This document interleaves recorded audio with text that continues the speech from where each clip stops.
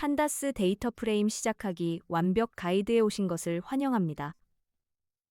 데이터 분석의 첫걸음을 함께 시작하겠습니다. 이번 강의에서는 판다스 라이브러리의 기본 개념부터 CSV 파일 읽기, 데이터 미리 보기, 타입 확인, 크기 파악, 그리고 기본 통계 확인까지 총 7가지 핵심 주제를 다룹니다. 실전에서 가장 많이 사용하는 기능들을 이북처럼 술술 읽히는 스타일로 알려드리겠습니다. 첫 번째 주제는 판다스 라이브러리입니다. 판다스는 파이썬에서 데이터를 다루는 가장 강력한 라이브러리로 엑셀의 슈퍼 파워 버전이라고 할 수 있습니다. 수백만 개의 데이터를 빠르게 처리하고 분석할 수 있으며 데이터 과학자와 개발자들이 가장 먼저 배우는 필수 도구입니다.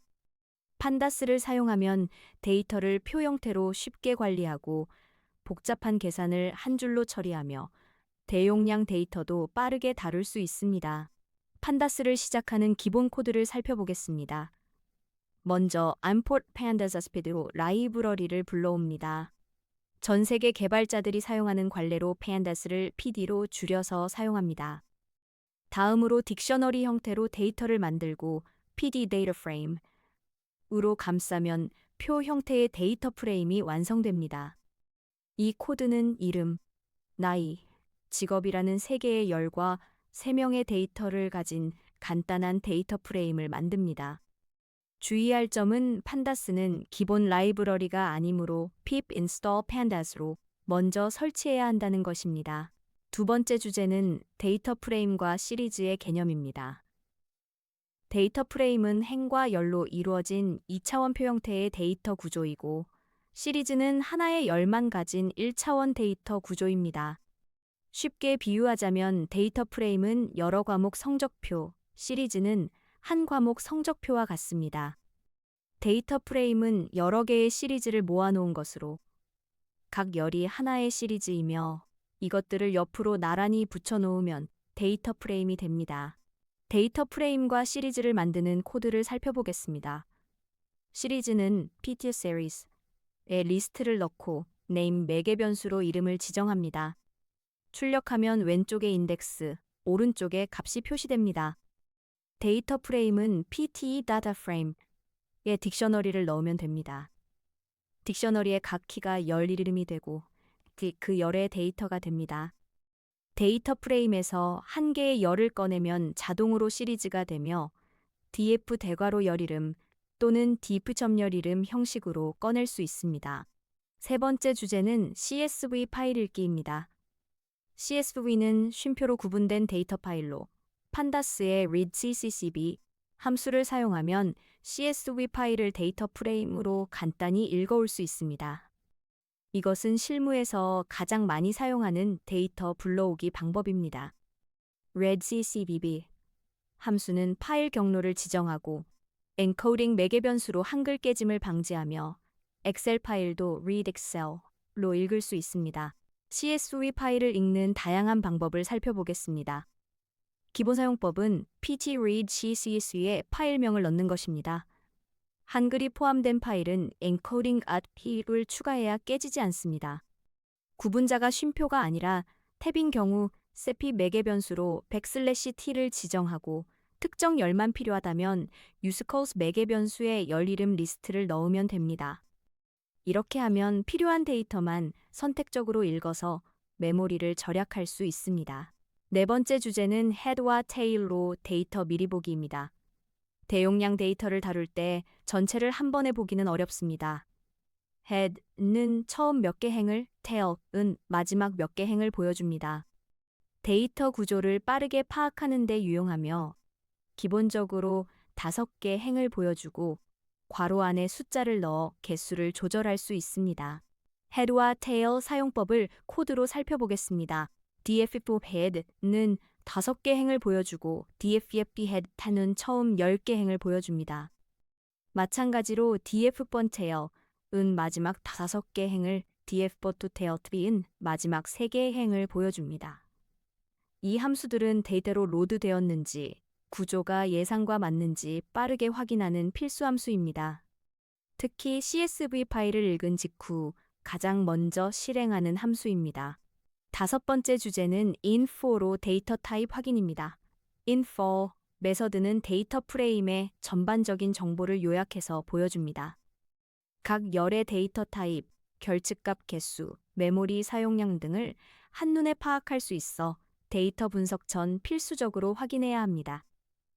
결측값이 있으면 그 열의 null count가 전체 행수보다 적게 표시됩니다. info 메서드의 출력 결과를 살펴보겠습니다. 먼저 전체 행수와 범위가 표시되고 각 열의 이름 결측값이 아닌 데이터 개수, 데이터 타입이 나옵니다. 예를 들어 총 100개 행인데 나이 열의 non-null count가 98이면 결측값이 2개 있다는 의미입니다.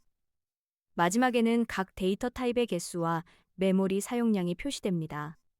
이 정보로 데이터 정제가 필요한지, 타입 변환이 필요한지 판단할 수 있습니다. 여섯 번째 주제는 shape로 데이터 크기 파악입니다. shape 속성은 데이터 프레임의 행과 열 개수를 튜플로 반환합니다. 데이터가 얼마나 큰지 빠르게 파악할 수 있으며 데이터 처리 전략을 수립하는 데 도움이 됩니다. shape는 메서드가 아닌 속성이므로 괄호 없이 사용한다는 점이 중요합니다. shape 속성 사용법을 살펴보겠습니다. df from shape를 출력하면 행 개수와 열 개수가 튜플 형태로 나옵니다. 예를 들어 100이면 100개 행과 3개 열을 의미합니다. 행 개수만 필요하면 df from shape 대괄호 0으로, 열 개수만 필요하면 df shape 대괄호 1로 인덱싱해서 가져올 수 있습니다. 데이터가 예상보다 훨씬 크다면 샘플링을 고려하고 작다면 전체 분석이 가능한지 판단하는 데 사용합니다. 일곱 번째 주제는 describe로 기본 통계 확인입니다. describe 메서드는 숫자형 열의 기본 통계를 계산해 줍니다. 평균, 표준 편차, 최소값, 최대값, 4분위 수 등을 한 번에 확인할 수 있어 데이터 분포를 빠르게 파악할 수 있습니다. 이상치나 데이터 범위를 확인하는 데 매우 유용합니다. describe 메서드를 자세히 살펴보겠습니다. 기본적으로 숫자형 열만 분석하며 count는 결측값을 제외한 데이터 개수, mean은 평균, std는 표준 편차를 의미합니다. mean과 max는 최소값과 최대값이고 25%, 90%, 76%는 4분위 수입니다. 50%는 중앙값을 의미하며 평균과 중앙값이 크게 다르면 이상치갈 가능성이 높습니다. include all을 추가하면 문자열 열도 포함되고 특정 열만 선택해서 통계를 확인할 수도 있습니다. 마지막으로 실전 활용 팁입니다.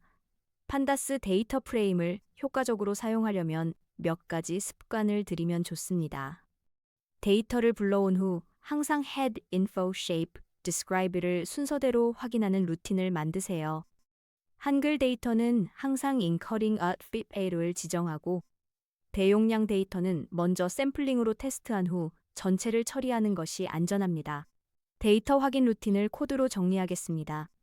먼저 read CSV로 데이터를 로드하고 head로 처음 5개 행을 확인합니다.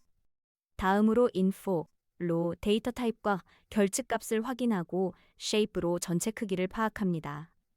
마지막으로 describe로 기본 통계를 확인합니다.